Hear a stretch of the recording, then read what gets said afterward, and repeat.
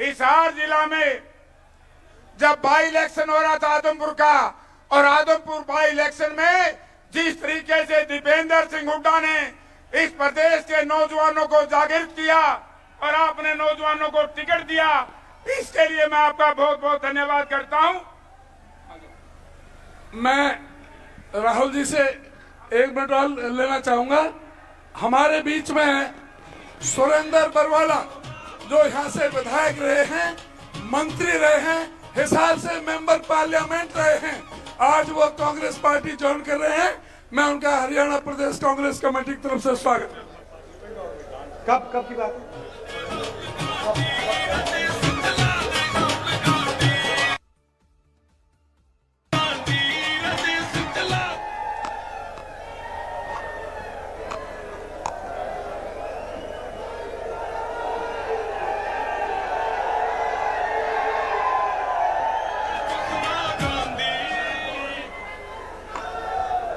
उदय भान जी, भूपेंद्र सिंह हुड्डा जी, जयप्रकाश जी, स्टेज पे कांग्रेस पार्टी के वरिष्ठ नेता,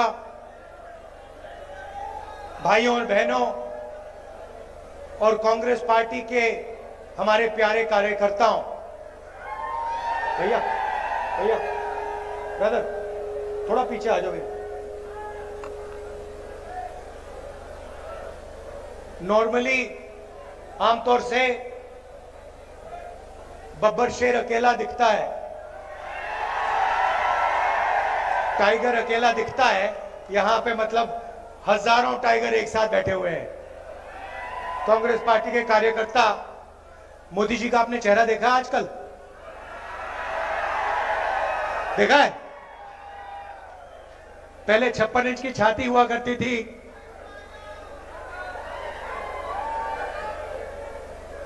अब पहले 56 इंच की छाती, अब कहते भैया मैं नॉन बायोलॉजिकल हूं, मेरा तो सीधा भगवान से रिश्ता है, डायरेक्ट कनेक्शन है।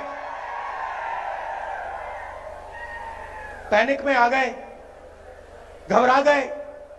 जब आदमी घबराता है, उल्टी सीधी बात बोलता है। हिंदुस्तान के प्रधानमंत्री सबको कह रहे हैं कि भैया आप लोग बायोलॉजिकल, पूरा Hindustan biological, Narendra Modi non biological. आप लोग एक दूसरे से बात करो, नरेंद्र मोदी सीधे भगवान से बात करेंगे।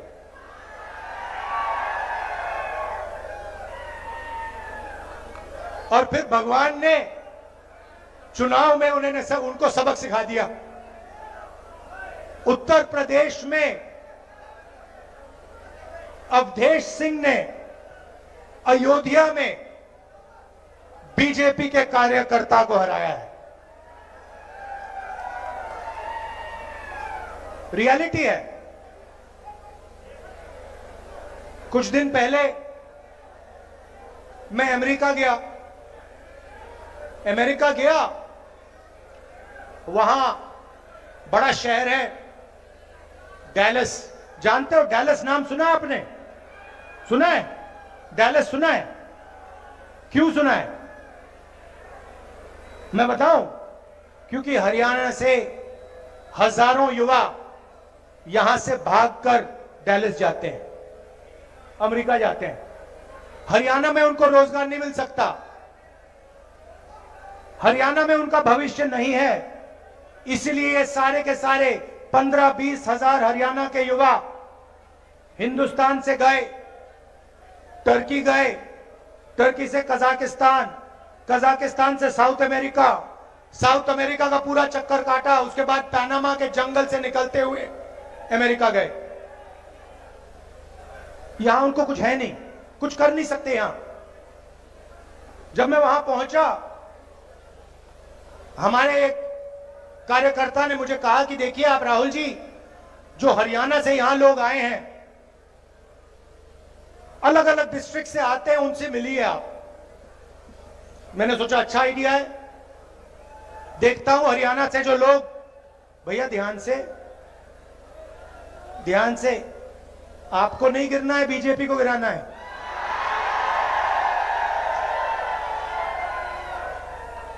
जोश बहुत है अंदर, आज फुल है। इंजन पूरा स्टार्ट है। तो मैंने कहा चलो जाके मिलते हैं। गया। 15-20 लोग छोटे से घर में रहते हैं, एक कमरे में एक साथ खाना पकाते हैं, एक साथ सोने कोई जगह नहीं। यहां से दौड़कर गए, भाग कर गए। उन्होंने मुझे बताया कि राहुल जी, समुद्र में हम गए छोटी सी बोट में, पता नहीं था क्या होगा, डूब जाएंगे, मर जाएंगे। हमारे मित्र मरे। बोट के बाद हम साउथ अमेरिका पहुंचे। साउथ अमेरिका के बाद माफियाज ने हमें पकड़ना शुरू किया। रोड पे रोकते थे, पिस्तौल निकालते थे, कहते थे पैसा दो। हमारा सारा पैसा लूट लिया। जंगल से हम निकले, पैनामा के जंगल से हम निकले। हमने अपने दोस्तों को मरते हुए देखा अपनी आंखों से, उनकी लाशें देखी हैं। उन्होंने वीडियो भी दिखाई मुझे कि ये देखिए, हम नाव से ऐसे गए, हम जंगलों में ऐसे गए। मैंने उनसे पूछा, भाई एक बात बताओ, यहां से आप अमेरिका गए, कितने पैसे लगे? कहते हैं 35 और 50 लाख के बीच में लगते हैं। मैंने उनसे पूछा, भैया आप जा रहे हो, अगर आपके पास 35 लाख रुपया है तो आपने हरियाणा में बिजनेस क्यों नहीं खोला, छोटी सी दुकान क्यों नहीं चलाई? कहते राहुल जी, हरियाणा में आज 35 लाख 50 लाख के साथ भी बिजनेस नहीं खोला जा सकता है। हरियाणा में सिर्फ बेरोजगारी है और महंगाई है। यहां पे अगर कोई युवा सपना देखना चाहता है तो सिर्फ अमेरिका का सपना देख सकता है, और कोई सपना बचा ही नहीं। उन्होंने मुझे बताया।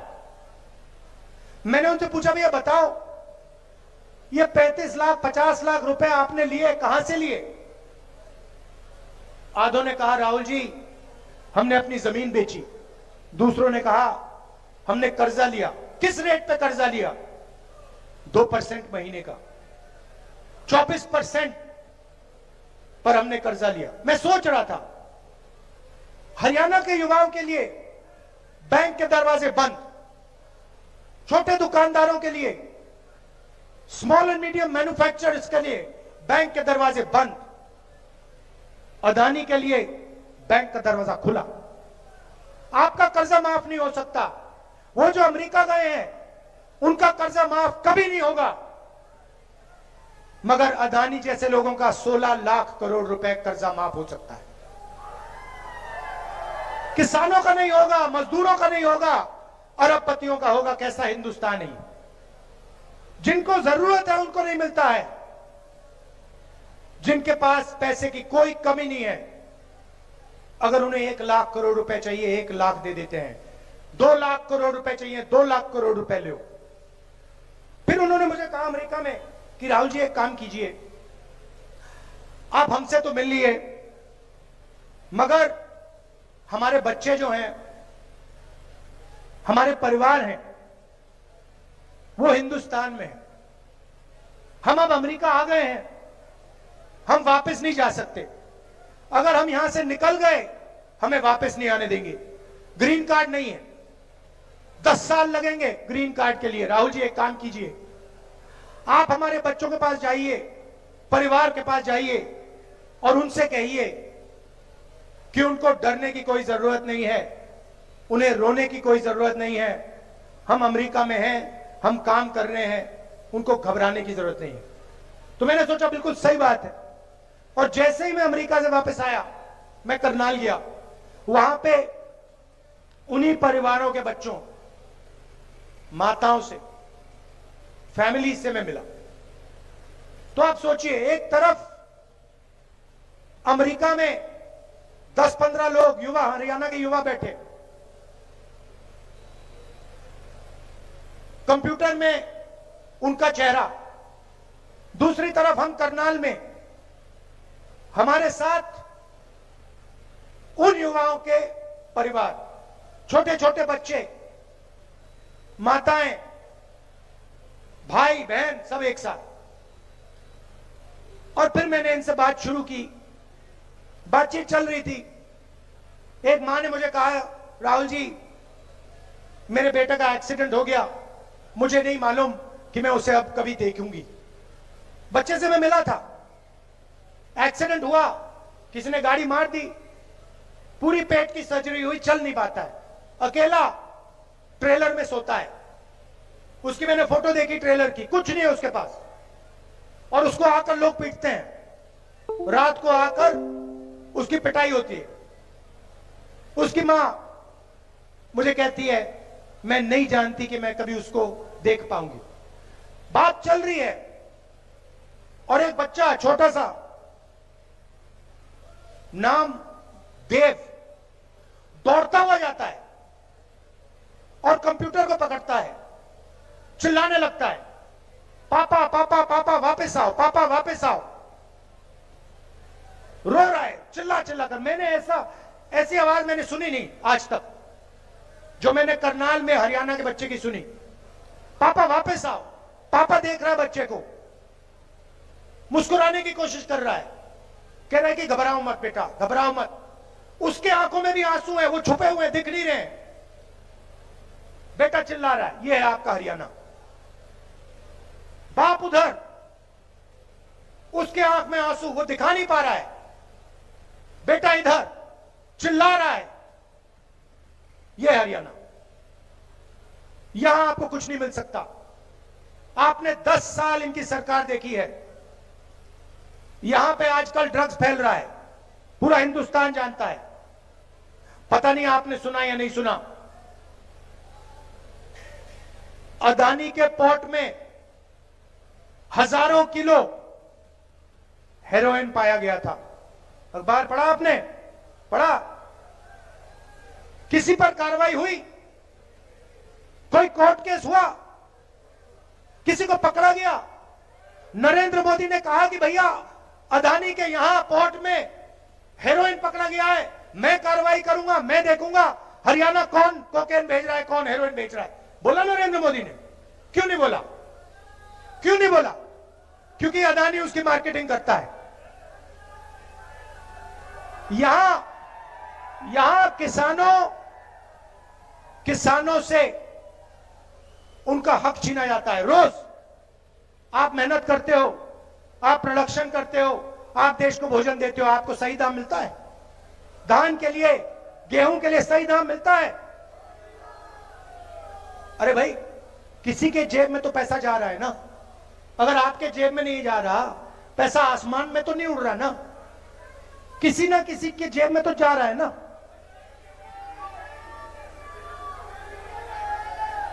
स्टोरेज टर्मिनल उसके, कोल्ड चेन उसकी, अंबानी के डिपार्टमेंट स्टोर, या भैया आपके जेब में पैसा आएगा या फिर अदानी अंबानी के जेब में पैसा जाएगा। सीधी सी बात है। इसलिए हमने निर्णय लिया है कि सरकार आने के एकदम बाद आपको हम यही एमएसपी दे देंगे, मिनिमम सपोर्ट प्राइस। मैं ये क्यों बोल रहा हूं? वो जो बच्चा है ना देव, मैं उसके आंसू हमेशा के लिए हटाना चाहता हूं। मैं नहीं चाहता हूं कि देव जैसे लाखों बच्चे हरियाणा में हर सुबह उठें, पापा की याद करें और रोएं। मैं ऐसा हरियाणा नहीं चाहता हूं। हम ये नहीं चलने देंगे, ये नहीं होने देंगे। और ये सिर्फ मैं एक बच्चे की बात नहीं कर रहा हूं। जब किसान से उसका धन छीना जाता है, उसके आंसू नहीं दिखते क्योंकि खुल को रो नहीं सकता, मर जाएगा, इंसेक्टिसाइड पी जाएगा हिंदुस्तान का किसान, मगर आंसू नहीं निकलेंगे। यह सच्चाई है। हरियाणा के किसान को मैं जानता हूं, आपके साथ मैंने खेती की है हरियाणा में, मैंने देखा है क्या हो रहा है। हरियाणा का किसान नहीं रो सकता है, छुपाने पड़ते हैं आंसू, बच्चे रोते हैं, भूख लगती है बच्चे रोते हैं। ऐसा हमें नहीं चाहिए हरियाणा। और जहां भी देखो उन्हीं लोगों को फायदा होता है। एयरपोर्ट देखो अदानी, बंबई का एयरपोर्ट, लखनऊ का एयरपोर्ट, सारे के सारे एयरपोर्ट अदानी। मोबाइल फोन चलाओ अंबानी। पोर्ट्स को देखो अदानी। अब ये खेती में आना चाह रहे हैं। ये जो काले कानून है इन्हीं दोनों के लिए बनाए गए हैं। गलतफहमी में मत होइए। जीएसटी इन दोनों के लिए बनाया गया है, नोटबंदी इन दोनों के लिए बनाया गया है। दो मेन है, इनके पीछे 10-15 और है, अरबपति है। जो भी सपना इनको देखना ये देख सकते हैं। आपने शादी देखी इनकी? शादी देखी अंबानी की बेटे की? देखी? करोड़ों रुपए ऐसे ही फेंको। कोई अमेरिका से आके डांस कर रहा है, कोई बॉलीवुड से आके नाच गाना चल रहा है, हिंदुस्तान देख रहा है, देखता जा रहा है। अयोध्या में वो हारे क्यों?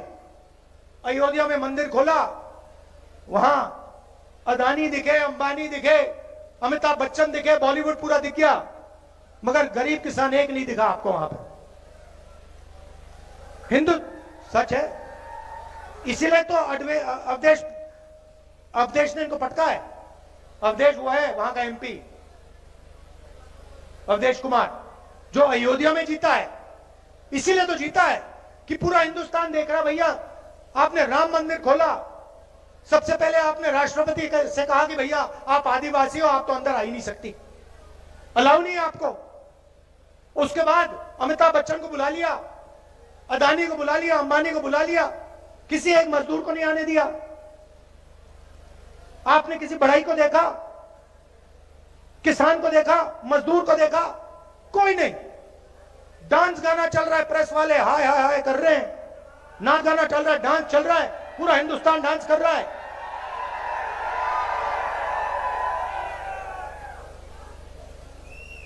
ये रियलिटी है आपकी। तो अब आप कहोगे कांग्रेस पार्टी क्या करेगी? तो मैं आपको बताता हूं। मैं शुरुआत की बात करता हूं। सबसे पहले गरीब लोगों के जेब में डायरेक्ट पैसा डालना है, सीधा। और भैया मैं आपको बता रहा हूं, ये मैंने लोकसभा में वायदा किया था। मैंने वायदा किया था कि हर गरीब परिवार के बैंक अकाउंट में, सुनो, हर गरीब परिवार के बैंक अकाउंट में मैं और कांग्रेस पार्टी इंडिया गठबंधन 1 लाख रुपए साल के अंदर डालने जा रही है। ये हमने कहा था, ये मैं छोड़ूंगा नहीं, आज नहीं तो कल। मैं बता रहा हूं, याद रखो आप, जितना पैसा इन्होंने अंबानी अदानी को दिया ना, मैं उतना ही पैसा निकाल कर हिंदुस्तान के किसानों को देने जा रहा हूं। मुझे कोई फर्क नहीं पड़ता मीडिया वाले कुछ बोले ना बोले। छोटे बिजनेस वालों को, मिडिल साइज बिजनेस वालों को, बेरोजगार युवाओं को, किसानों को, मजदूरों को, जब नेशनल लेवल पे सरकार आएगी हमारी जो आने वाली है, उसी टाइम जितना पैसा नरेंद्र मोदी ने अदानी और अंबानी को दिया है, गिनती से मैं उतना ही पैसा हिंदुस्तान के गरीब लोगों को दूंगा। मगर अब हरियाणा की बात, अब हरियाणा की जनता के जेब में डायरेक्ट हम पैसा डालना चाहते हैं। सबसे पहले महिला शक्ति प्रोग्राम, 2000 रुपए महीने के महिलाओं के बैंक अकाउंट में हरियाणा की सरकार डालने जा रही है। सिलेंडर कितने का है आजकल? कितने का है? 1100, 500 का हो जाएगा।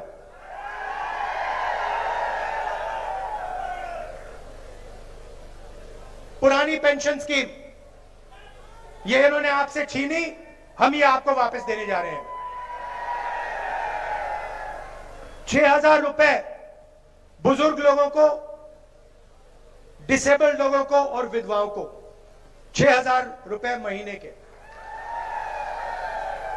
युवाओं को जो सरकार में 2 लाख वैकेंसीज हैं वो हम देने जा रहे हैं। मगर सुनिए, सबसे जरूरी बात सुनिए, ये जो 2 लाख नौकरियां दी जाएंगी, हरियाणा के युवाओं को दी जाएंगी। ये हर एक जात को, सबको फेयरनेस के साथ इक्वली दी जाएंगी। ये हरियाणा की हर एक जात को ये नौकरियां मिलेंगी, सबकी सबको। किसानों को मैंने कहा कि एमएसपी गारंटी करके हम आपको देंगे, और जो आपका बीमा का पैसा है वो आपको 6 महीने बाद, 1 साल बाद, 3 साल बाद नहीं मिलेगा। जैसे ही नुकसान होगा उसके एकदम बाद आपको आपका बीमा का पैसा दिया जाएगा। गरीबों को 100 गज का प्लॉट, 3.5 लाख रुपए 2 कमरे के घर के लिए, और 300 यूनिट फ्री में बिजली, 25 लाख रुपए का हेल्थ इंश्योरेंस, जैसे हमने राजस्थान में किया था, हम हरियाणा में करने जा रहे हैं। आखिरी बात मैं आपसे कहना चाहता हूं, लड़ाई कॉन्स्टिट्यूशन को बचाने की है, यह आप समझ लीजिए। हाँ, अग्निवीर का मैं आपको 2 मिनट में समझाता हूं।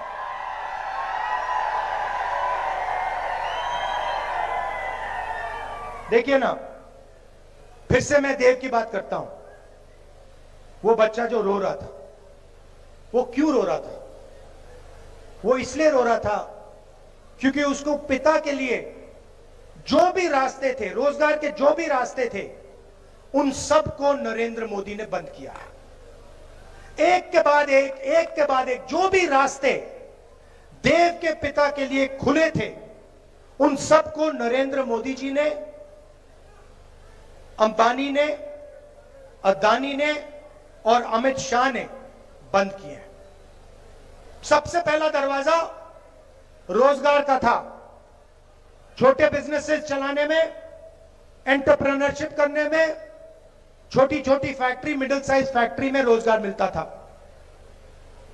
नोटबंदी की, जीएसटी, गलत जीएसटी लागू की, और हिंदुस्तान के सारे जो छोटे बिजनेसेस थे खत्म कर दिए। और कोविड के समय अरबपतियों को पैसा दिया, उनको बचा दिया, और जो छोटे छोटे दुकानदार थे, स्मॉल बिजनेस वाले थे, उन सबको खत्म कर दिया, कुछ नहीं दिया उनको। तो रोजगार का रास्ता बंद कर दिया। उसके बाद पब्लिक सेक्टर का रास्ता था देव के पिता के पास, वो पब्लिक सेक्टर में जा सकता था, वो भी बंद कर दिया। कहा नहीं भैया, हम सारा का सारा प्राइवेटाइज कर रहे हैं। सरकार में नौकरी ले सकता था, 2 लाख नौकरियां खुली हैं, वो नहीं दी उसको। और फिर अगर देव के पिता आर्मी में जाना चाहते, कहते कि ठीक है और कुछ बचा नहीं, मैं जाके सेना में जाके हिंदुस्तान की सेवा करता हूं, वो भी रास्ता छीन लिया, अग्निवीर लागू कर दिया और वो भी रास्ता बंद कर दिया। तो इसीलिए वो अमेरिका गया है और इसीलिए उसका बेटा यहां रो रहा है। ये प्लान करके किया गया है, ये गलती से नहीं हुआ है। ये सारे के सारे रास्ते जानबूझ के बंद किए जा रहे हैं। क्यों? क्योंकि अंबानी और अदानी जैसे लोग चाइना का माल हिंदुस्तान में बेचना चाहते हैं। फायदा किसको होगा? चाइना को, चाइना के युवाओं को, अदानी को, अंबानी। और मार्केटिंग किसकी होती है? मोदी। चेन समझो, मोदी जी को बैठा रखा है, प्राइम मिनिस्टर बना दिया। किसने बनाया? मीडिया ने बनाया। 24 घंटा उनका चेहरा दिखा के। मीडिया कौन चलाता है? अंबानी अदानी जैसे लोग। अदानी और अंबानी जैसे लोगों ने मोदी को क्यों बैठाया? क्योंकि वो जानते हैं नरेंद्र मोदी अंबानी और अदानी का काम करेगा। आपने मेरा चेहरा मीडिया में देखा कभी? मैं दिखता हूं क्या? ना, मैं नहीं दिख सकता, क्योंकि वो जानते हैं जिस दिन ये जाके बैठ गया उस दिन ये गरीबों का काम करेगा, ये सारा का सारा पैसा दूसरी तरफ कर देगा। इसीलिए तो मेरे पीछे पड़े रहते हैं। इसीलिए तो हजारों करोड़ रुपए मेरी छवि खराब करने में डाले इन्होंने, क्योंकि ये जानते हैं कि ये जिस दिन आ गया, इस दिन ये सारा का सारा पैसा किसानों को, मजदूरों को, बेरोजगार युवाओं को, महिलाओं को देना शुरू कर देगा। लड़ाई है, लड़ाई है। और अग्निवीर अग्निवीर वही चीज है। देखो भैया, सीधी सी बात है, हुआ क्या है, अग्निवीर योजना का नाम दिया अग्निवीर, मगर सच्चाई में अग्निवीर क्या है मैं बता देता हूं। सच्चाई में इन्होंने क्या किया, पहले आपको याद है 1 रैंक 1 पेंशन हुआ, मतलब अफसरों को पेंशन मिली, थोड़ा सा पैसा उधर गया। उसके बाद प्रॉब्लम आई, उन्होंने कहा यार अदानी से हथियार खरीदवाने हैं मगर जवानों को पेंशन मिलती है। ऐसे करते हैं, जवानों से पेंशन का पैसा छीन लो, उसे नया नाम दे दो, उसे अग्निवीर नाम दे दो, और वो पूरा का पूरा पैसा अदानी को कर दो। आप देखो, इंटरनेट पे जाओ और अदानी डिफेंस कंपनी सर्च करो, अदानी डिफेंस में आपको दिखेगा इजराइल का हथियार दिखेगा। अदानी नहीं बना रहा, इजराइल की कंपनी बना रहा है, अदानी उसको हिंदुस्तान में बेचता है। अदानी डिफेंस में आपको ड्रोन की फोटो दिखेगी, ड्रोन इजरायली कंपनी बनाती है, अदानी हिंदुस्तान में उसको जोड़ के बेचता है। तो हेलीकॉप्टर, हवाई जहाज, ये सब विदेशी कंपनी बनाती है। नरेंद्र मोदी विकसित भारत नाम देता है, मेक इन इंडिया नाम देता है, लेबल अंबानी का, लेबल अदानी का लगता है, और अग्निवीर लागू हो जाता है, जवानों से पेंशन छीन ली जाती है। यह है अग्निवीर की कहानी। तो अब क्या होगा, अब हिंदुस्तान का जवान जाएगा बॉर्डर पे, इस साइड अग्निवीर, इस साइड अग्निवीर, इस साइड अग्निवीर, बीच में एक जवान, और जो अग्निवीर राइफल लिए चाइना के बॉर्डर पर खड़े होंगे, वो देखेंगे, कहेंगे यार हमें ना पेंशन मिलती, हमें ना कैंटीन मिलेगी, हमें ना शहीद का दर्जा मिलेगा, ये जो व्यक्ति खड़ा है इसको मिलेगा, हमें नहीं मिलेगा। आप सोचो हिंदुस्तान की फौज का मोराल का क्या होगा, हिंदुस्तान का जवान क्या सोचेगा। जो पहले सेंटर हुआ करते थे ना, जहां पे आर्मी की टेस्टिंग होती थी, वहां जाके देख लो खाली पड़े हैं, क्योंकि अग्निवीर जानता है कि ये नाम सिर्फ अग्निवीर है, इसका सच्चा मतलब मेरा जो हक है, हिंदुस्तान के जवान को जो हक है, पेंशन है, कैंटीन है, शहीद का दर्जा है, वो छीन ली गई है, वो चोरी कर ली गई है, और वो अदानी को दी गई है। यह अग्निवीर का मतलब।